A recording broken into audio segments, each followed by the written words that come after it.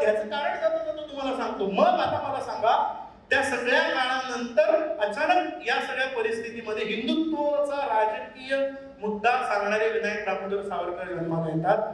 ते हिंदुत्वाचा राजकीय विचार सांगतात, पण काँग्रेसवर तोपर्यंत त्यांची अडचण होत नाही.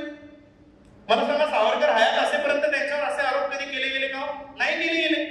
आतापर्यंत 1900 इंदिरा गांधींच्या काळात कधी सावरकरांवर असे आरोप केले गेले नाहीत, राजीव गांधींच्या काळात केले गेले नाहीत. हे आरोप अचानक अटल बिहारी वाजपेयी पंतप्रधान होता आणि मग कोणीतरी मणिशंकर अय्यर जातो आणि अंदमानातले त्यांची ओळी पुसून टाकतो, तेव्हा हे आरोप का सुरू होतात त्याचा विचार आपल्या मनात येत नाही का? त्याच्यानंतर पुन्हा 10 वर्षाच्या काळामध्ये 4 ते 14 एकही आरोप आपल्या समोर येत नाही. अचानक 14 नंतर पुन्हा सावरकरांना विरोध का सुरू होतो हे आपल्या लक्षात येत नाही का?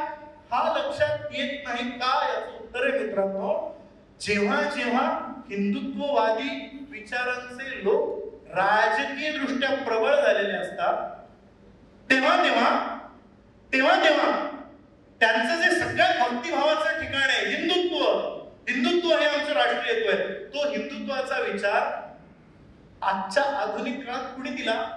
विनायक दामोदर सावरकरांनी दिला. मग तो हिंदुत्वाचा विचारच किती खोटा आहे बघा. सावरकरांचं हिंदुत्व, तुम्ही सांगा हिंदुत्व कोणाचं मानतो? सावरकरांचं हिंदुत्व, पण त्याच्याशिवाय दुसरं नावच नाही. गांधींचं हिंदुत्व वगैरे अशा विषयावर कधी काही कोण बोलू? सावरकरांचं हिंदुत्व. मग सावरकरांनी हिंदुत्व सांगितलं तर सावरकरांचं हिंदुत्व खोटं आहे हे ठरवण्यासाठी सावरकरांना डागा. एखाद्या योद्ध्याला जर आपण शस्त्रांनी पराजित करू शकत नसलो तर त्याचं मानसिक खच्चीकरण करायचं, त्याला इतर बाजूंनी आपण संकटात आणायचं, हा एक युद्धामधला नियम सांगितलं. ही एक युद्धाची नीती आहे. ही कुठं नीती असते, पण ही नीती आहे. त्या माणसाचं मानसिक खच्चीकरण करायचं, त्याच्या चारित्र्यावरती शिंदुडे उडवायचे, त्याला इतर वेगळ्या गोष्टींनी खिंडीत कसं पकडता येईल ह्याचा विचार करायचा. ही जी नीती आहे ही नीती वापरणं सध्या सुरू आहे, म्हणून सावरकरांना विरोध आहे.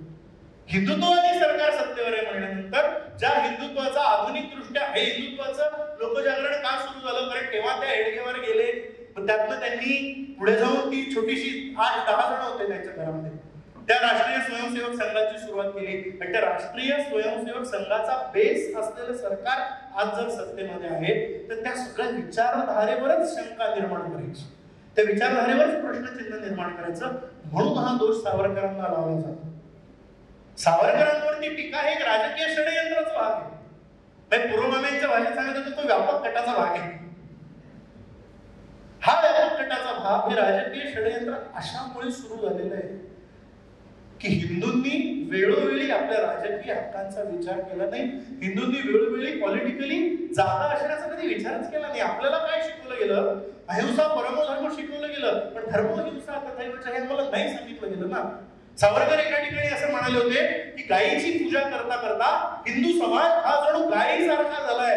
पण हिंदू समाजाने हे लक्षात ठेवलं पाहिजे की जशी गाय आमचा आदर्श आहे तसंच 10 तोंडांच्या रावणाचा शिरच्छेद करणारा राम हा सुद्धा हिंदूचा आदर्श. आम्ही फक्त गायीचा आदर्श घेतला. रामाला प्रश्न पडला होता, आता प्रदीपजी आपण बोलत होतो, रामाला प्रश्न पडला होता ना, बरं धर्म असं सांगतो की स्त्रीला मारायचं नाही, ब्राह्मणावरती तलवार उचलायची नाही क्षत्रियांनी. अशा वेळेस ते रामाला जेव्हा घेऊन गेले तेव्हा विश्वामित्रांनी प्रश्न विचारलाय ना. ते जेव्हा म्हणाले जोड झाडी कारमुका सोडरे सायका मारही राटिका रामचंद्रा, असं विश्वामित्र सांगताय, तेव्हा राम म्हणाला कसलं मार? अरे ती स्त्री आहे, स्त्रीला मारणं माझा धर्म मला सांगत नाही. अशा वेळेस तुमचा धर्म तुम्हाला कुठल्या पातळीवर वापरायचा असतो हे सावरकरांनी शिकवलं, हे विश्वामित्रांनी रामाला शिकवलं, हे जिजाबाईंनी शिवाजी महाराजांना शिकवलं. आणि अशा वेळेस धर्म कसा वापरायचा हे सावरकरांनी आपल्याला शिकवलं. 3 उदाहरणं देतो आणि आपण थांबू. काय झालं रामायणात? ते म्हणाले ती स्त्री लोकांना त्रास देणारी, ती यज्ञामध्ये विघ्न आणणारी स्त्री, म्हणून तिला मार, असं म्हणून विश्वामित्रांनी तिला मारायला सांगितलं. त्राटिकाला मारलं, त्याच्यानंतर शूर्पणखा आली, शूर्पणखेला सुद्धा रामाने मारलंय, तिचे भंग केले, तिचं नाक लक्ष्मणांनी कापलंय, तशी भळभळती जखम घेऊन ती गेलेली आहे, तिच्यावरती शस्त्र चालवलंय. तेच शिवाजी महाराजांनी केलं. शिवाजी महाराजांचं तुम्हाला लक्षात येणार नाही, पण हा माणूस किती विचारी होता बघा. जेव्हा अफजल खानाला मारायला ते गेले, अफजल खानाला मारायच्या आधी शिवाजी महाराजांनी खान चाचा वगैरे म्हणले, त्यांना मी घाबरलोय वगैरे असं सगळं म्हणले. हे पॉलिटिक्स वापरून ज्या हातांनी नमस्कार करत शिवाजी महाराजांनी अफजल खानाच्या शामियानात प्रवेश केला ना, त्याच 2 हातांमध्ये त्यांनी वाघनख लपवून ठेवली होती, लक्षात ठेवा. आपण हात तेवढा घेतला पण हातांमधली वाघनख विसरलो. सावरकरांनी ते सांगितलंय. सावरकरांनी खूप सुंदर उदाहरण दिलंय. तुम्ही कारण मुळात जेव्हा पहिलं सरकार या देशावरती आलं तेव्हा गांधीजी आणि नेहरूजी असं म्हणत होते सगळेच जण की आम्हाला सैन्याची काही गरजच नाहीये, आम्हाला सैन्यच नको, कारण आम्हाला अहिंसा हवी आहे. अशा वेळेस सावरकर त्यांना म्हणाले होते मग तुम्ही तिथे आपल्या सैन्याच्या हातामध्ये एक जपमाळ द्या आणि ती जपमाळ घेऊन त्यांना जपत बसायला सांगा. असं नाही झालं. पहिलं लगेच 48 साली पाकिस्तानचं आक्रमण झालं आणि त्या आक्रमणाचं सैन्य सोडावं लागलं ना. कुठे गेलं होतं तुमचं हिंदुत्व? तुमचा धर्म अशा वेळेस अहिंसा परमो धर्म सांगतो म्हणून तुम्ही सैन्य सोडायचं थांबवलं होतं का? मला सांगा, वाघिणीने जर असं ठरवलं की उद्यापासून मी शाकाहारी होणार, वाघिणीने जर असं ठरवलं की उद्यापासून मी कुणाला मारणार नाही, मी बकऱ्यांची शिकार करणार नाही, मी कोणाची शिकार करणार नाही, तर वाघिणीची पिलं पोचली जातील का? वाघिणीच्या पिलांना जर वाघिणीचं दूध प्यायचं असेल तर वाघिणीचं स्वतःचं पोषण होणं आवश्यक आहे आणि ते पोषण तिच्या भक्ष्यावर अवलंबून आहे. वाघिणीने कधीही अहिंसावादी होऊन चालत नसतं.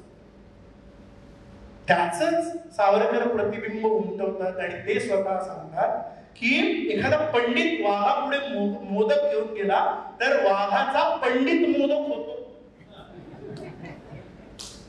हे हिंदू विसरले.